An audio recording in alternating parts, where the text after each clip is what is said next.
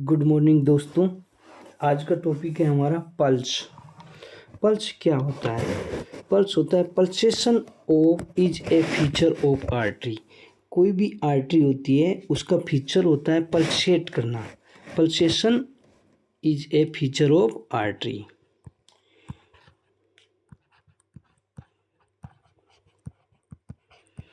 Pulsation is a feature of artery.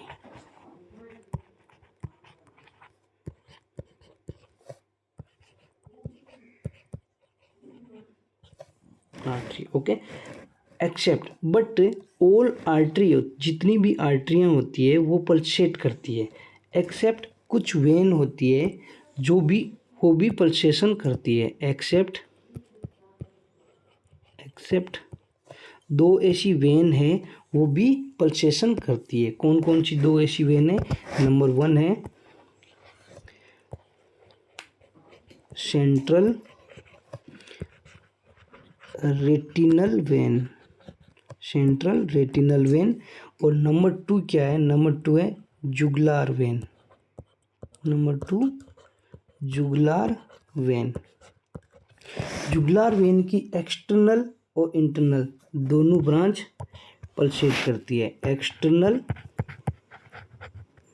और internal दोनों pulsate करती है। ठीक है। नेक्स्ट है हमारा, नेक्स्ट पॉइंट क्या है? नेक्स्ट पॉइंट है हमारा पल्स करेक्टर। पल्स करेक्टर क्या होता है?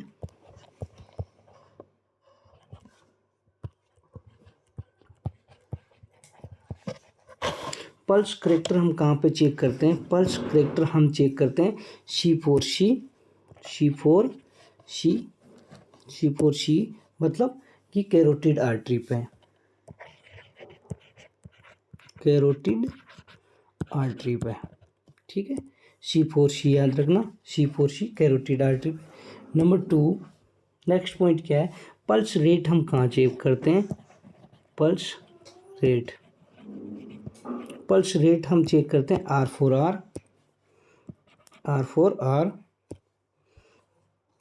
रेडियल आर्टरी पे। ठीक है जी। अब हमारा नेक्स्ट इम्पोर्टेंट टॉपिक यहाँ से स्टार्ट हो रहा है, उसका नाम है वल्वुलर हार्ट डिजीज। कि जितनी भी हमने हार्ट वॉल देखी थी उनमें कौन कौन सी डिजीज होती है। तो हमारा टॉपिक है यहाँ से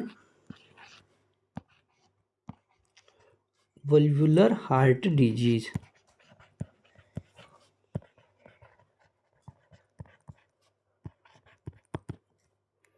वल्वुलर हार्ट डिजीज में नंबर 1 पे है,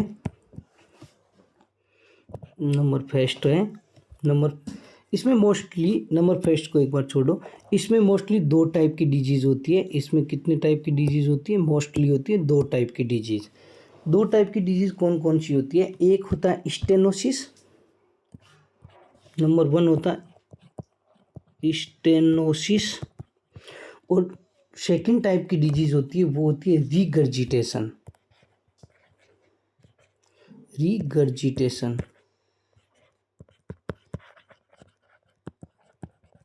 अब स्टेनोसिस का मतलब क्या होता है? स्टेनोसिस का मतलब होता है नैरोइंग ऑफ वॉल।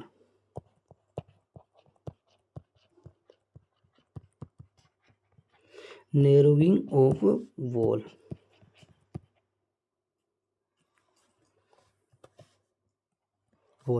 और रिगर्जिटेशन का मतलब क्या होता है? रिगर्जिटेशन का मतलब होता है बैक फ्लो ऑफ ब्लड।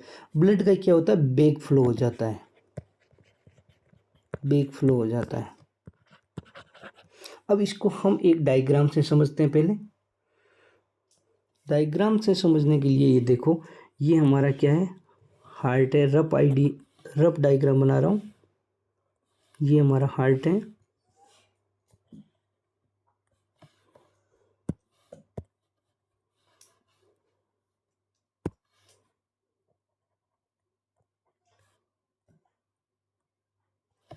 ठीक है,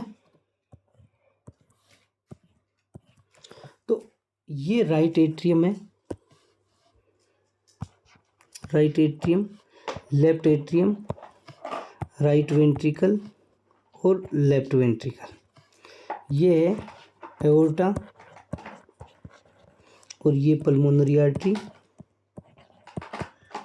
ठीक है, पल्मोनरी आर्टरी। तो अब इसमें स्टेनोसिस हो सकता है और रिगर्जिटेशन हो सकता है। तो स्टेनोसिस होगा तो तब क्या होगा, जब ये नॉर्मल वॉल है, ये नॉर्मल वॉल है, तो इसमें क्या होता है, स्टेनोसिस हो जाएगा तो इसका जो सरफेस एरिया है वो कम हो जाएगा, ये ब्लॉक हो जाएगा, ठीक है। तो अब इसका जो एरिया है ब्लड जाने के लिए वो छोटा हो गया, उसको बोलते हैं स्टेनोसिस। तो ये हो गया, इस वॉल का नाम है ट्राइकैप्सिड, तो ट्राइकैप्सिड स्टेनोसिस। ऐसे ही इधर होगा तो इस वॉल का नाम है माइट्रल वॉल या फिर बाइकैप्सिड वॉल, तो इसका माइट्रल स्टेनोसिस हो जाएगा। यदि ये एओर्टा है तो इसको एओर्टिक स्टेनोसिस हो जाएगा। ये पल्मोनरी वॉल है तो पल्मोनरी वॉल स्टेनोसिस हो जाएगा।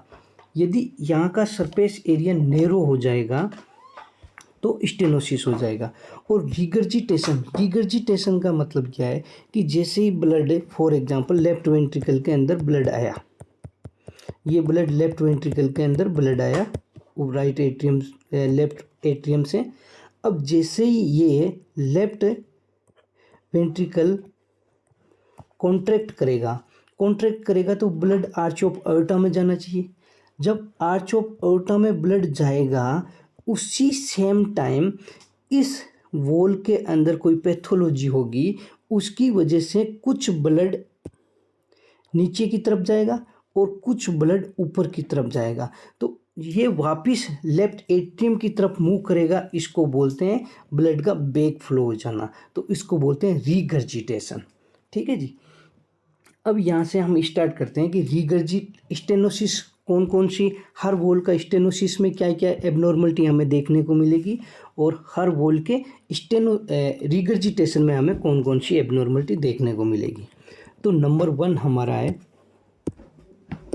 नंबर वन है एओर्टिक स्टेनोसिस। नंबर वन है एओर्टिक स्टेनोसिस, ठीक है। एओर्टिक स्टेनोसिस क्या होता है, एओर्टिक स्टेनोसिस, एओर्टिक स्टेनोसिस क्या होता है, एओर्टिक स्टेनोसिस मतलब होता है नैरोइंग ऑफ द एओर्टा। जो एओर्टा है इसका नैरो हो जाना एओर्टिक स्टेनोसिस है। तो इसका एरिया, नॉर्मल एरिया कितना होता है, कितने एरिया से कम होगा तब हम बोलेंगे कि एओर्टिक स्टेनोसिस हो गया। तो इसको वॉल एरिया कितना होता है, इसका वॉल एरिया होता है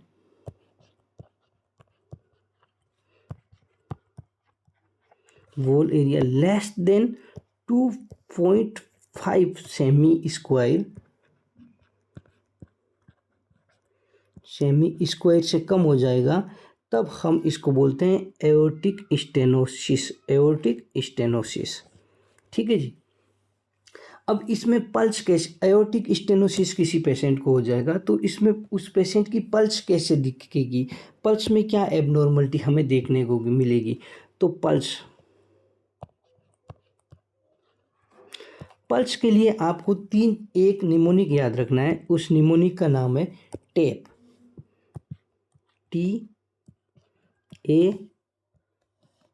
टेप, ठीक है। तो टी का मतलब हो गया, टी का मतलब हो गया पल्सेस टार्डस, पल्सेस टार्डस, पल्सेस टार्डस, टार्डस। एक का मतलब क्या हो गया, एक का मतलब हो गया एनाक्रोटिक पल्स, एनाक्रोटिक, एनाक्रोटिक पल्स। पी का मतलब क्या हो गया, पी का मतलब हो गया पल्सस पार्वस, पार्वस। तो टी मतलब टार्डस, ए मतलब एनाक्रोटिक पल्स और पी मतलब है पार्वस, पल्सस पार्वस, ठीक है। तो हमारा निमोनिक हो गया टेप, ठीक है। अब कुछ पॉइंट इसमें ये याद रखना है कि कभी कभी क्या होता है, कभी कभी क्वेश्चन में ये मेंशन होता है कि पल्सस टार्डस ना लिख के वहाँ पे ये लिखा हुआ हो सकता है कि स्लो राइजिंग कैरोटिड पल्स। इसी को दूसरा नाम होता है, इसी को क्या बोलते हैं, slow rising carotid pulse. Slow rising carotid pulse, rising carotid pulse, कभी कभी ये भी इसको बोल सकते हैं। ठीक है। नंबर टू पल्सस पार्वस जो है, पल्सस पार्वस को कभी कभी ये लिखा होता है डिक्रीज एम्पलीट्यूड ऑफ पल्स। इसका क्या लिखा हुआ हो सकता है, इसका लिखा हुआ हो सकता है decrease amplitude of pulse.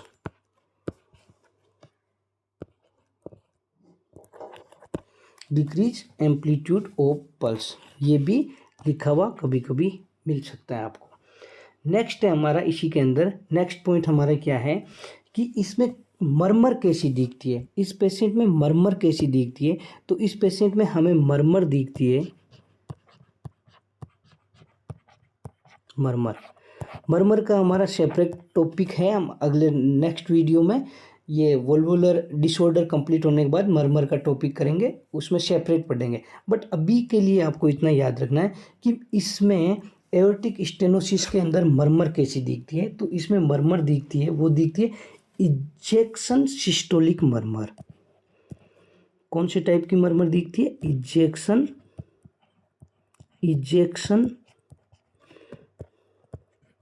Systolic मरमर। Ejection systolic मरमर, इसी का दूसरा नाम होता है क्रिसेंडो डिक्रिसेंडो मरमर। इसी का दूसरा नाम होता है, वो क्या होता है, क्रिसेंडो डिक्रिसेंडो मरमर, क्रिसेंडो डिक्रिसेंडो मरमर।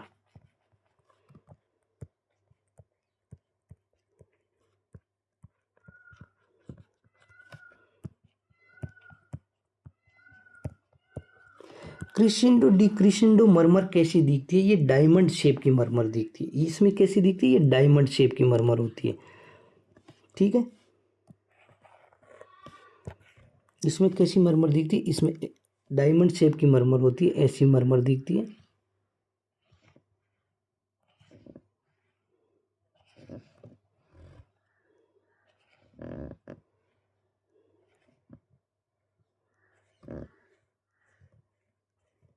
इस टाइप की मरमर दिखती है। तो ये देखो डायमंड शेप की मरमर बन रही है, इसको बोलते हैं क्रिसेंडो डिक्रिसेंडो मरमर। डायमंड शेप की मरमर इसमें दिखती है। इस एओर्टिक स्टेनोसिस में हार्ट साउंड कैसा दिखेगा, एओर्टिक स्टेनोसिस में हार्ट साउंड हमें कैसा दिखेगा, हार्ट साउंड, एओर्टिक स्टेनोसिस में हार्ट साउंड दिखेगा, वो दिखेगा सॉफ्ट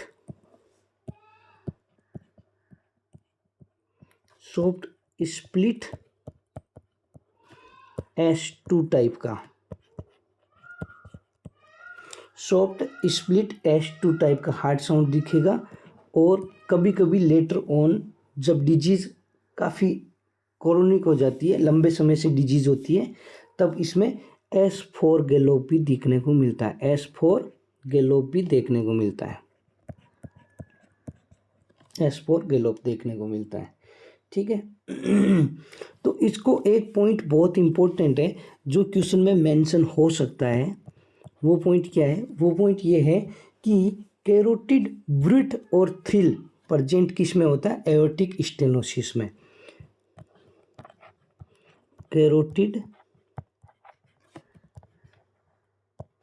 ब्रिथ या फिर कैरोटिड थ्रिल, कैरोटिड थ्रिल,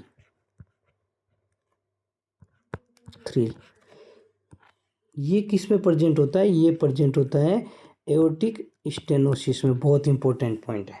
ठीक है। इन्वेस्टिगेशन ऑफ चॉइस क्या करते हैं, इस पेशेंट का हम इन्वेस्टिगेशन ऑफ चॉइस क्या करते हैं, इन्वेस्टिगेशन ऑफ चॉइस होता है इसका, इन्वेस्टिगेशन ऑफ चॉइस होता है वो होता है इकोकार्डियोग्राफी, और बट बेस्ट क्या होता है, बेस्ट इन्वेस्टिगेशन ऑफ चॉइस क्या होता है, बेस्ट इन्वेस्टिगेशन ऑफ चॉइस या फिर gold standard investigation of choice क्या होता है, gold standard investigation of choice होता है सीटी चेस्ट बेस्ट होता है, सीटी चेस्ट इज गोल्ड स्टैंडर्ड होता है। और सिंपल इन्वेस्टिगेशन ऑफ चॉइस पूछे तो echocardiography is investigation of choice होता है। अब मैनेजमेंट कैसे करते हैं इस पेशेंट का, मैनेजमेंट इस पेशेंट का करते हैं, एओर्टिक स्टेनोसिस होगा, स्टेनोसिस का मतलब हो गया नैरोविंग, यानी नैरो हो गया, वो एरिया नैरो हो गया। तो कहीं पे भी पूरी मेडिसिन में कहीं पे भी नैरोविंग होगा, किसी भी सब्जेक्ट में नैरो होता है तो वहाँ पे हमारा प्राइमरी ट्रीटमेंट होता है बलून डायलेशन, वहाँ पे बलून डालते हैं और उस एरिया को डायलेट कर देते हैं, ठीक है। तो हमारा मैनेजमेंट में नंबर 1 क्या होगा, मैनेजमेंट प्राइमरी मैनेजमेंट हमारा है वो है बलून डायलेशन,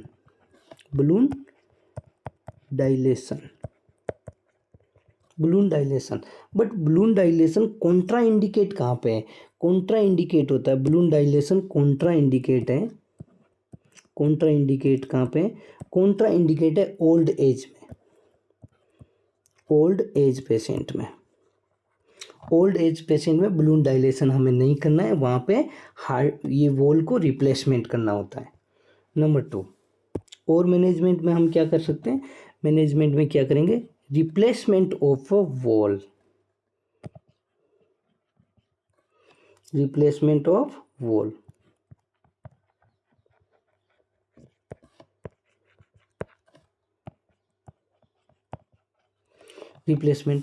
करेंगे, ठीक है जी।